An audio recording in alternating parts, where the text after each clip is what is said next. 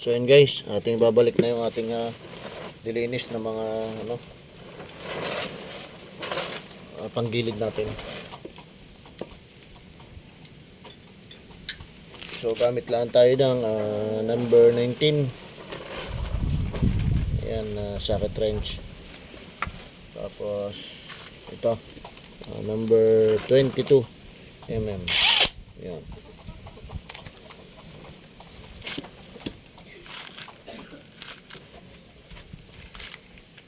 So kung mga idol yan, nalinis ko na to kanina. Kung mapapansin nyo. So pakita lang natin.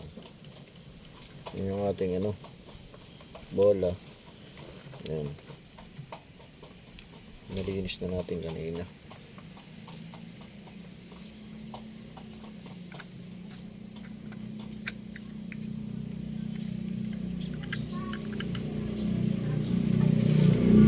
Idol, tayo niyan pa ganun. Ngayon lang natin.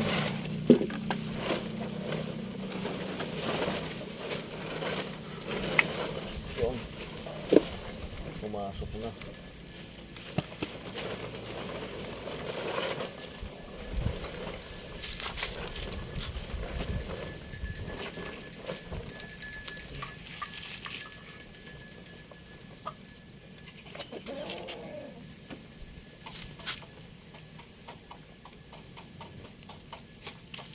Pagkatapos ito yung susunod natin, yung kanyang clutch lining.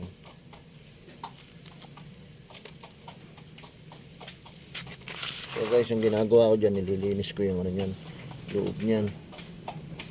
Papalitan natin ng grasa, pupunasan natin ng panibagong grasa.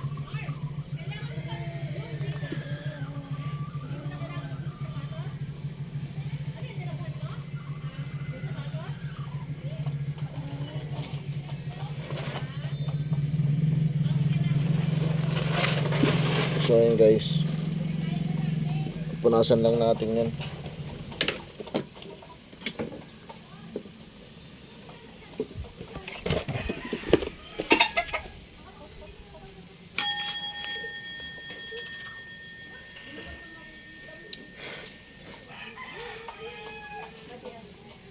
Sige dito mo lang ilagay. Tadi dito mo lagay sa motor.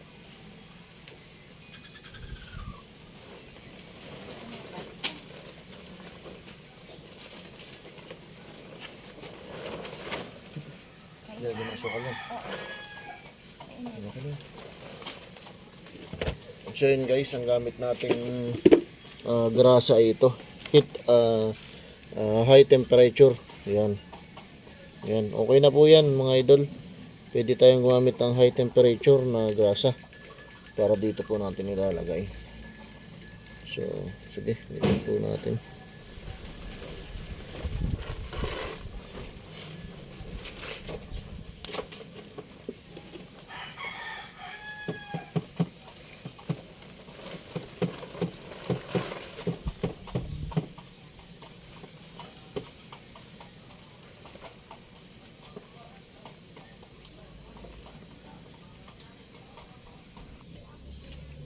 So yun guys, kinabit na natin yung clutch lining nya. Clutch lining. So yan.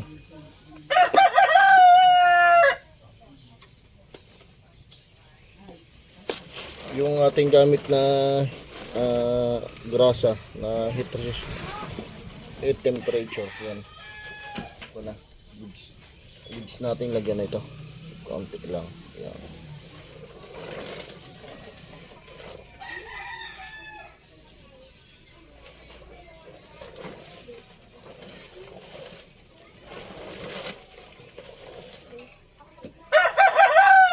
Ganun din pala dito, lalagyan din natin dito.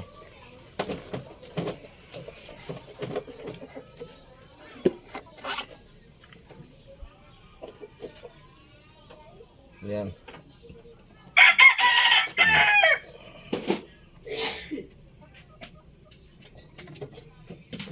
pagkalagay natin dyan, balik natin ang nilagyan lang natin ng pagkakunting grasa.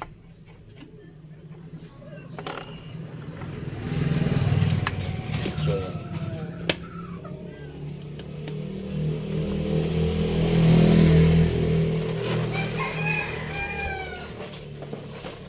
Ito mga idol, mga technique lang sa mga baguhan na magkakabit nito.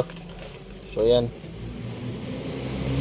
Ang ginagawa ko po dyan, inuuna ko yun dito sa clutch lining, ganyan. Para po umabot yan dito sa ating belt, iipit po natin yan bahagya.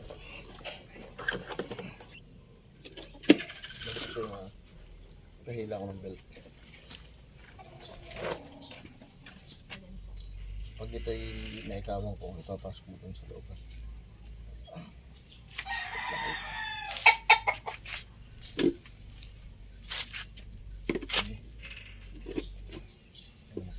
Ipapasok mo din sa loob.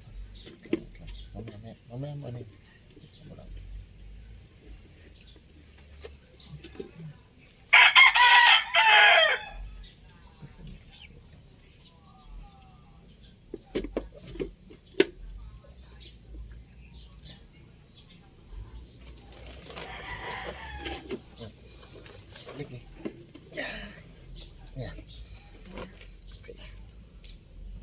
So ayan guys, dapat ganyan ang pasok niya bago natin ipapasok dito.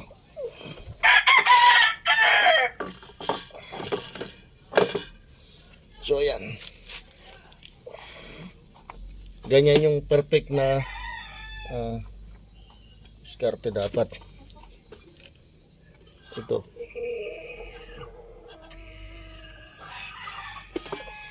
yan.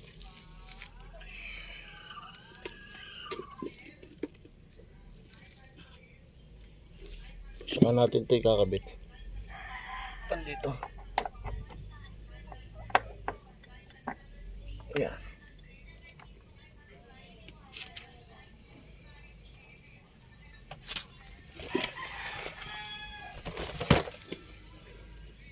Tapos ito, bago natin ibalik, lagyan natin kaunting grasa.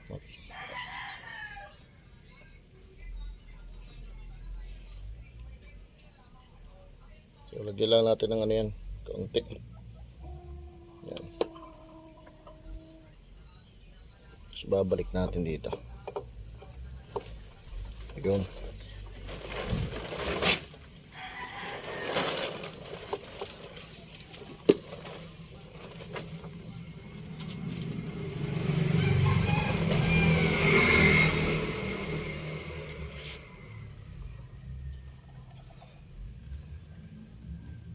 Tapos yung mga excess na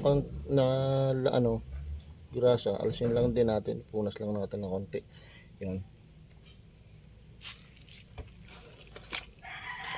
So, tapos itong spacer niya, wag natin kakalimutan.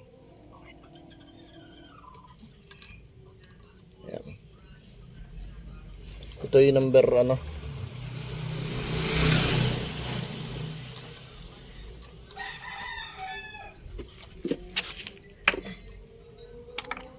So bago nga pala tayo gumapit ng impact wrench, siguraduhin natin na ikabit natin parehas. Kasi pag yan ay once na nakalog, yan, mag-iiba yan mga idol. So yan, nakita nyo. So nakaka-play po ito, may play. Ganyan po dapat bago nyo higpitan. So try na natin higpitan.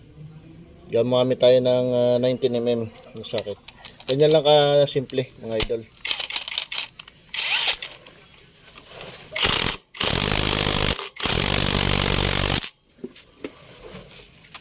So dito sa kabila, gamit tayo ng 22mm. Ayan. Ganyan lang kabilis niyan.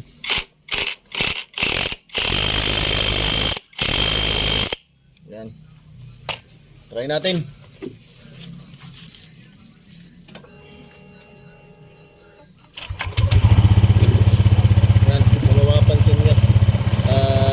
May play siya, maganda yung laro na niya. So napakagandang tingnan pagka malinis na yung panggilid, no?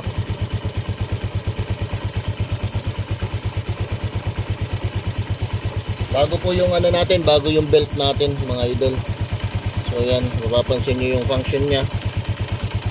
Maganda na. Sobrang linis. Yan.